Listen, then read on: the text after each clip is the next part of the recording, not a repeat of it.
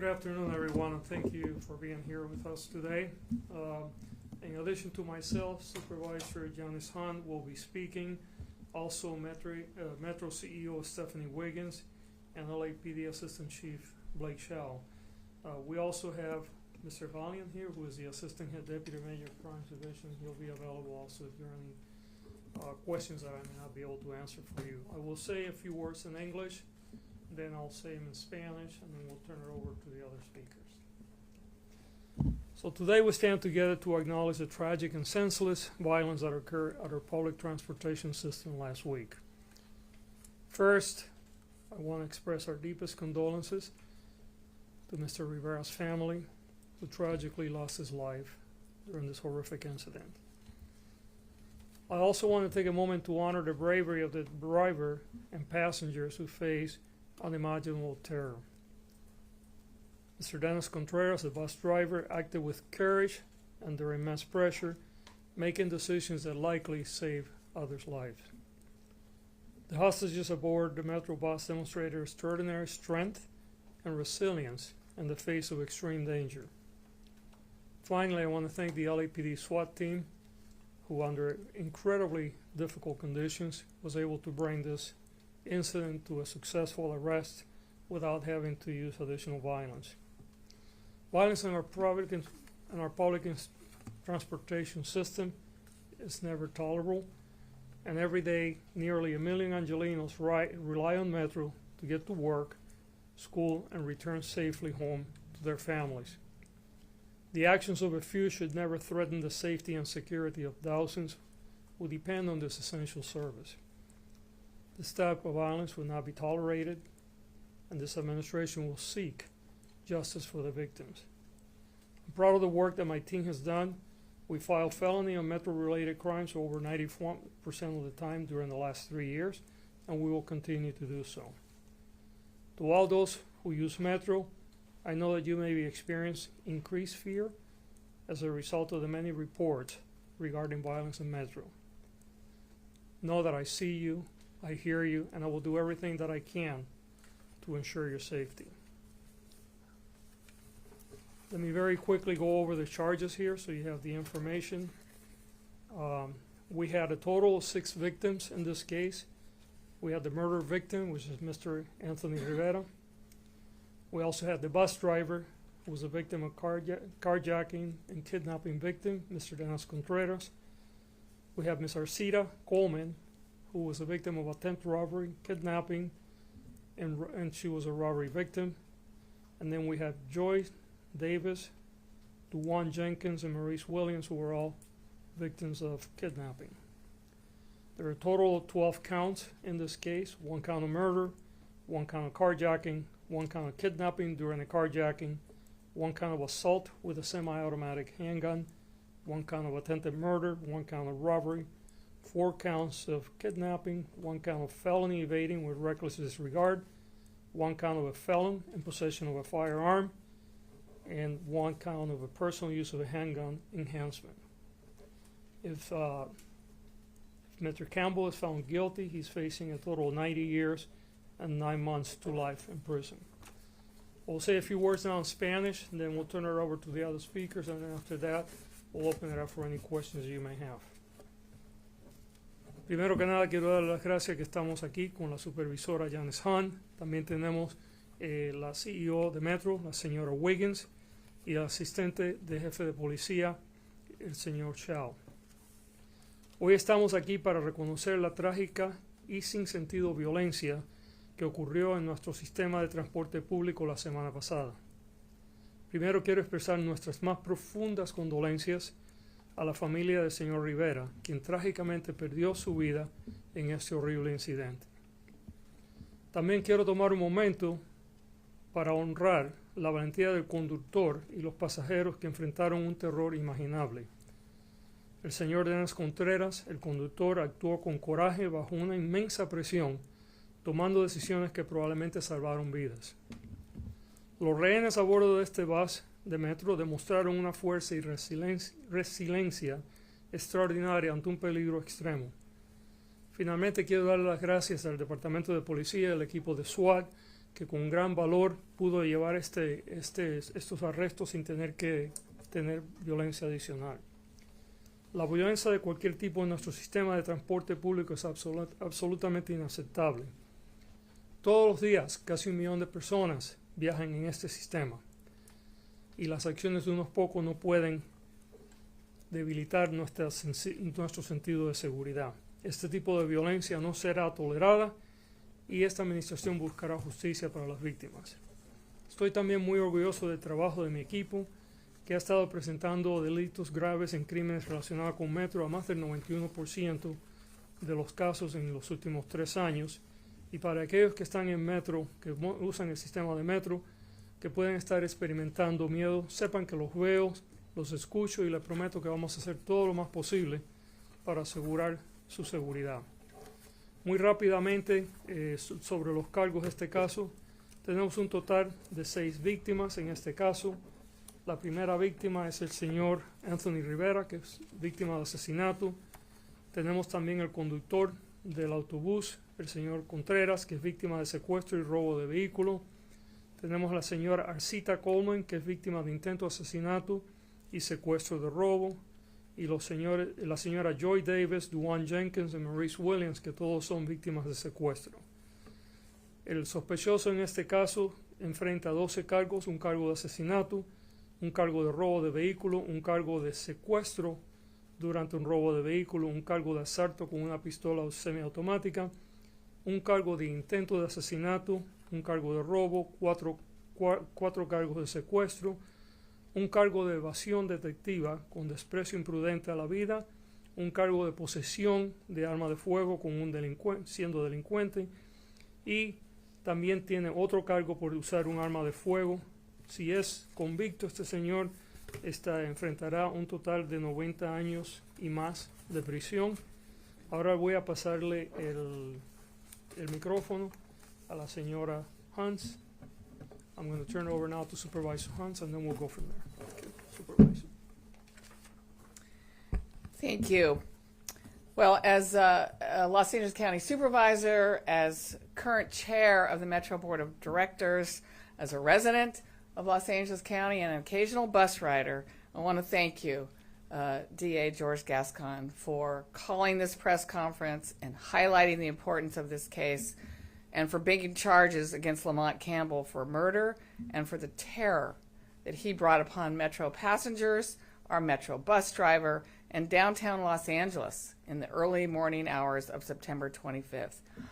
I again want to thank LAPD Assistant Chief Chow for being here, and particularly to the members of the LAPD SWAT team for their response to this dangerous situation, for stopping this bus, and for ultimately bringing this suspect into custody so that our justice system could indeed hold him accountable.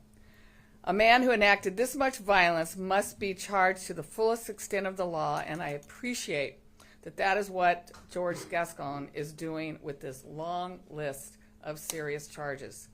If this man is found guilty, he will spend the rest of his life in prison for the pain and suffering that he caused.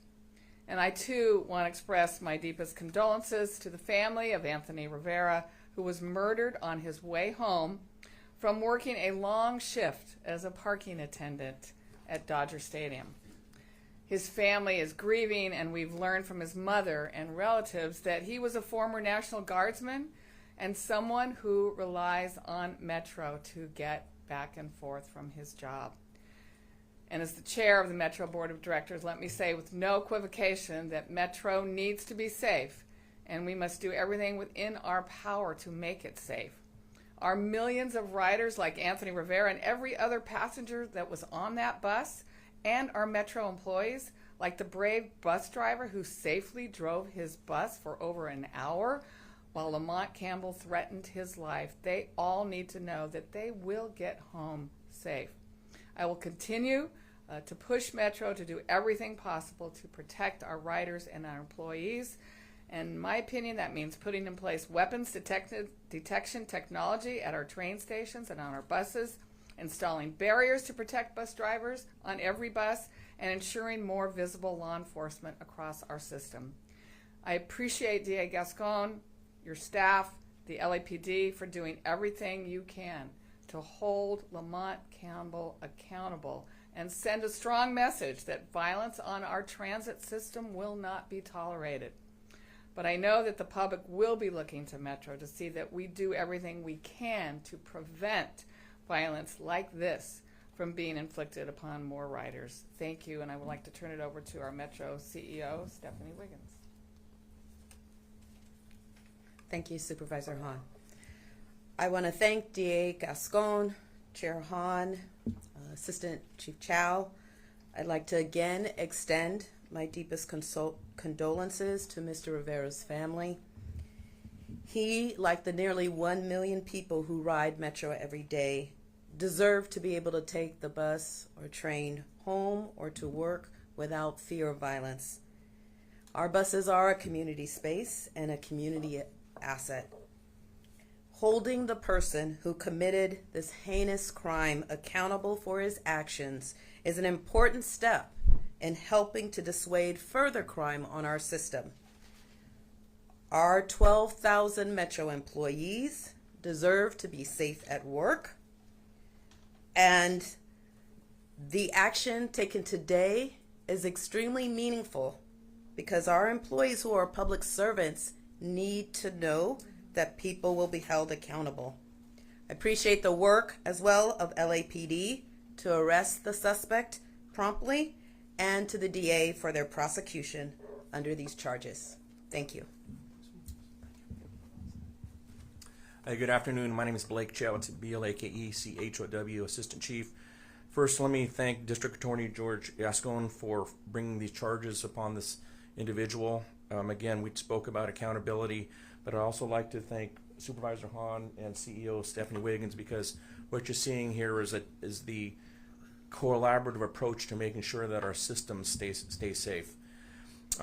Before I start, I'd like to really extend my condolences on behalf of LAPD to the family of Anthony Rivera, but I would also like to praise our officers that have been mentioned, as well as the bus driver whose actions prevented further loss of life and led to a swift arrest. So I'll just go over very quickly kind of the timeline of events. On Wednesday, September 25th at about 12:45, officers from Los Angeles Police Department Southeast area responded to the area of Manchester and Figueroa in response to radio calls of a disturbance, a possible assault with a deadly weapon on the MTA bus. The bus driver had activated the panic alarm, which notified the bus operations center out of the MTA, who then notified our dispatch, and we dispatched LAPD officers. The police, we ultimately found the bus at 117th and Figueroa. At that point, the bus was stopped. The officers from Southeast set up near the bus, interviewed an individual who had gotten off the bus and realized that we had a potential armed suspect on the bus. They attempted to contact people on the bus through the PA system, but the bus kind of rolled away on a slow roll away from the officers, and the pursuit began. The pursuit lasted about an hour, and the officers stayed behind the bus all the way through Los Angeles into the downtown area. And the officers had the foresight to determine that we had a possible hostage situation, and had the foresight to actually notify SWAT very early in the pursuit, which allowed them to get out there and handle the situation as they did. So the plan worked. The officers deployed spike strips, as you saw in coverage, in an attempt to stop the bus. And the spike strips were ultimately effective at 6th and Alameda, which is where the bus was stopped. SWAT officers had joined the pursuit because there was a potential hostage situation that was occurring on the bus. And once the bus was stopped, the officers disabled it and prevented it from moving again. And SWAT officers used distraction devices to board the bus, to take the suspect in custody, rescue the driver and also one other passenger without further harm. Unfortunately, the passenger, later identified as Mr. Anthony Rivera, was found with multiple gunshot wounds. He was taken to a hospital where he succumbed to his injuries. The bus driver and the other passenger who had been hiding in the bus were also rescued. South Bureau Homicide responded to assume the investigation. As you know, the suspect's name was Lamont Campbell, 51 years old, was arrested that night and booked for murder, and subsequently filed on by the district attorney. So I just wanted to say, in conclusion, we are committed to working with our partners in the MTA to ensure that the operators and passengers have a safe public transportation line that is safe to use for everybody. Thank you. Okay, are there any questions? Was there an attempt to arraign him today? Yes. What happened? The sheriff was unable to bring him to court. Did he refuse to go to court? Not going to get into the details of that, but let's just say that the sheriff department was unable to bring him to court. The court has tools in order to ensure that he will be arraigned. So what happens next? They will attempt to bring him, and if not, the court has other tools in order to go ahead with the arraignment.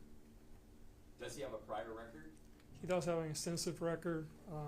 I cannot get into all the details because it's an ongoing investigation, but I can tell you that it goes back to the early, well over 20 years. It's mostly, though, it's a record that has to do with drug-related offenses.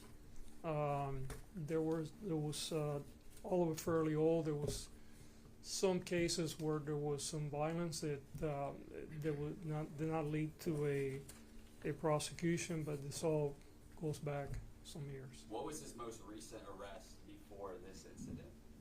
You know what? Is it 2023? And that was 2020 was the most recent arrest. And what was that for? Where was that arrest? Drug sales. Yeah, drug sales. Here in LA County? Yes. Yes. I think Supervisor Hahn mentioned it, but I want to make sure I'm clear. Given his age, if he's convicted as charged, I mean, this is a life sentence. This is a life sentence at this point. That's correct. 90. Yeah, he's looking at 90 years and 8 months to life. Correct. Can anyone speak to motive behind the hijacking? Did he ever make any demands? Do we know why they drove for an hour? Maybe do you want to take this? I mean, I don't want. The motive is still under investigation. Yeah, it's still under investigation. Question for Metro leadership on all of this crime. I know you guys have tried to take action. You're announcing new action, but do you think the crime playing out on your system speaks to a larger criminal issue in LA County and California? And if so, what do you think needs to be done? Well, you're right. I mean, we certainly have crime in our society. We have crime probably every day in around our platforms and in communities that these buses and trains go through. But when it happens on a metro bus or a train, it becomes obviously national news. And I think we're not the only city that's even had a bus hijacking. I think that happened in a couple of other cities across the country. In my opinion, what needs to happen here, I can't speak for nationally or statewide, but I think on our metro system here, a couple things, right? I think we do have a surge in law enforcement. I think in April, the Metro Board, under the leadership of then Karen Bass as the chair, asked for a 20% surge in law enforcement. I would like to see those uniformed law enforcement officers more visible. Now that I'm riding the bus a little more frequently, I know I hear that from riders. They would like to see, and I know they can't be on every bus and every train all at once, but I think the more visibility, I think that would make a difference. I also firmly believe that we have got to do something to prevent people from bringing weapons onto our system. Can't get into a Dodger game without going through a metal detector. You can't certainly board a plane or be very much around LAX without being metal detected. You can't go to concert these days without going through metal detection. So I'm pleased that we're currently testing some weapon detection technology that we are trying to see if that will work on our buses and trains.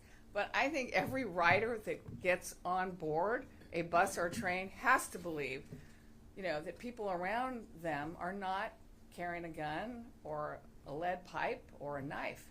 And so that's what I'm going to push us to do. So I think a couple of those things put in place will make our system safer. I know there was some talk earlier, too, about hardening the entrances to this. One of the concerns that I've heard before is that a lot of these platforms are just open. Is there going to be any more action on that, hardening some of these platforms? So that Yeah, people can't you just might walk want on to and speak off? to that, but yeah, we are definitely making the gates more hard, higher. You can speak to that. So good afternoon, Rob Gummer, Deputy Chief of Civil Security and Law Enforcement of LA Metro. So there were a number of initiatives that we've been undertaking since the spring. One of them is exploring several different types of fare gates.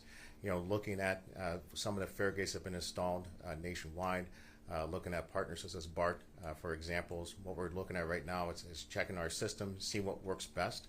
But we're also doing other pilots. We have the tap to exit pilot at 2 of our stations, North Hollywood and Santa Monica, which has started this month, on September 3rd.